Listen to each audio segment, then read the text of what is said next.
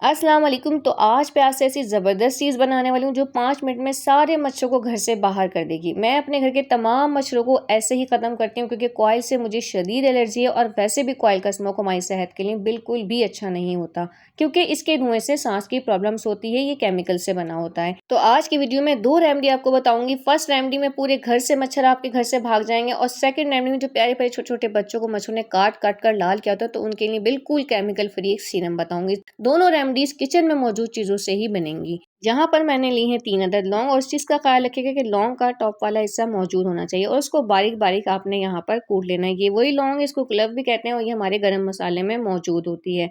लौंग में कुदरती तौर पर कीड़ों को भगाने की खुसूसियात होती है और इसका इस्तेमाल हमें मच्छरों के काटने से बचा लेता है। लौंग में यूजिनोल नामी एक कंपाउंड होता है जो मच्छर और दूसरे कीड़ों को भगाता है।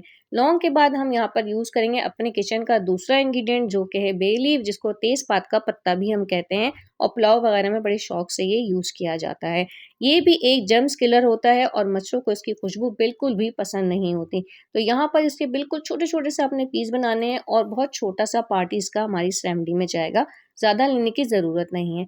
तो यहाँ पर दोनों चीज़ों को किसी ऐसे बर्तन में ट्रांसफ़र करना है जिसमें हम इसको इजीली हीट दे सकें। तीसरी चीज़ जो उसके अंदर जाएगी वो है मस्टर्ड ऑयल, यानी कि सरसों का तेल और जिसको हम कड़वा तेल भी कहते हैं। ये मच्छरों को घर से भगाने में एक बूस्टर की हैसियत रखता है क्योंकि इसकी खुशबू मच्छरों को बिल्कुल भी पसंद नहीं होती। यहाँ पर मैंने मस्टर्ड ऑयल का 1 चमचा भर कर लिया है। आपने भी बस इतनी ही क्वांटिटी लेनी है। आगे वाले स्टेप में इसमें बस एक लास्ट इंग्रेडिएंट ऐड होगा और जब ये तीनों चीज़ें मिलकर कांटेक्ट में आएंगी ना तो मच्छर आपके घर से भागने पर मजबूर हो जाएंगे। घर के कोने कोने से आपके घर से मच्छर चले जाएंगे। इस चीज़ की गारंटी मैं आपको खुद दे रही हूँ क्योंकि ये रेमेडी मैं यूज़ करती हूँ। फोर्थ इंग्रेडिएंट इसके अंदर डाल रही हूँ 1 चुटकी नमक। बस आपने इससे ज़्यादा नमक इसमें नहीं डालना है।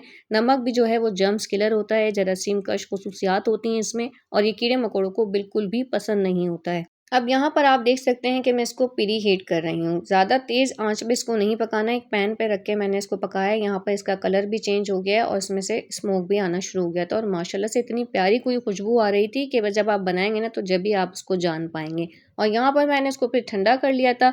कुछ इस फॉर्म में ये ऑयल हमारे पास आ चुका है। अब ये जो चीज़ यहाँ पर बनकर रेडी हुई है ना, ये आपके घर से तमाम मच्छरों को तो भगाएगी लेकिन आपके घर से तमाम मच्छरों के जो स्प्रे हैं, कॉइल है जो इतने ज़्यादा केमिकल वाले होते हैं, बच्चों के लिए इतने हार्मफुल होते हैं, उन सब की भी छुट्टी करा देगी। तो जनाब यहाँ पर मैंने ली है 1 अदद प्याज और इसकी कटिंग बिल्कुल इसी तरह से करनी है जिस तरह से वीडियो में मैं कर रही हूँ। टॉप और बॉटम दोनों के दोनों पार्ट्स को हमने यहाँ पर कट कर लेना है।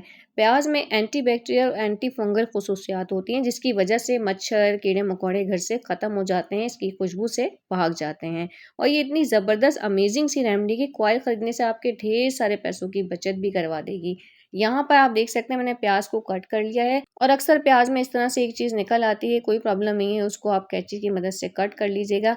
अब मैंने क्या किया है कि प्याज के जो बीच वाला गूदा है ना, इसको थोड़ा थोड़ा सा ना कट करके निकालना है। बहुत केयरफुली ये काम कीजिएगा, नाइफ वगैरह हाथ पे ना लग जाए। और ये जो गूदा निकलेगा ना, प्लीज़ इसको फेंकिएगा नहीं क्योंकि प्याज आजकल काफ़ी महंगी चल रही है। तो इसको आप अपनी खिचड़ी वगैरह बनाने में जब हम प्याज को सौते करते हैं ना तो उसमें यूज़ कर लीजिएगा।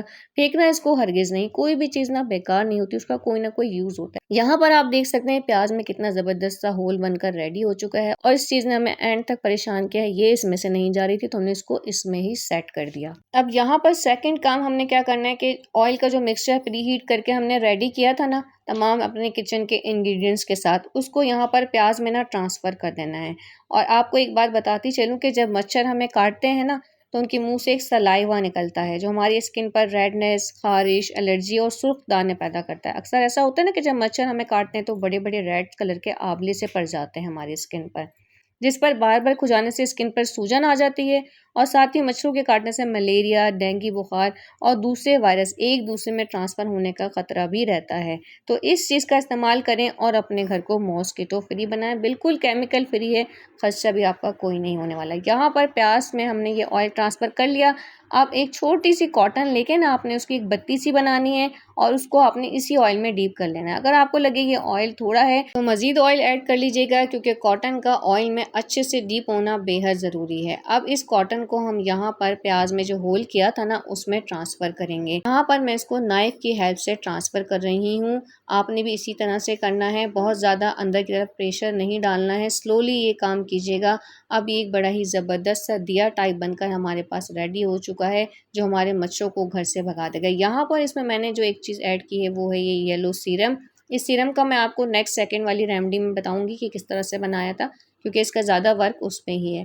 चंद ड्रॉप इसके यहाँ पर ऐड कर दीजिएगा, बस ये इनफ होंगे। और ये एक ऐसा ज़बरदस्त सा एंटी मॉस्किटो किलर दिया बनकर रेडी हुआ है, जिसका बेनिफिट आपको इसके यूज़ के बाद ही पता चलेगा। मैंने तो कॉइल की छुट्टी कर दी है, मैं तो बस अब इसी चीज़ को रेगुलर यूज़ कर रही हूँ। यहाँ पर आपने इसको जलाना है। जलाने में थोड़ा सा सब्र से काम लीजिएगा, क्योंकि फ़ौरन से जलेगा नहीं, थोड़ी देर तक आपने तीली को जलाकर रखना पड़ेगा, उसके बाद ही ये दिया जलेगा।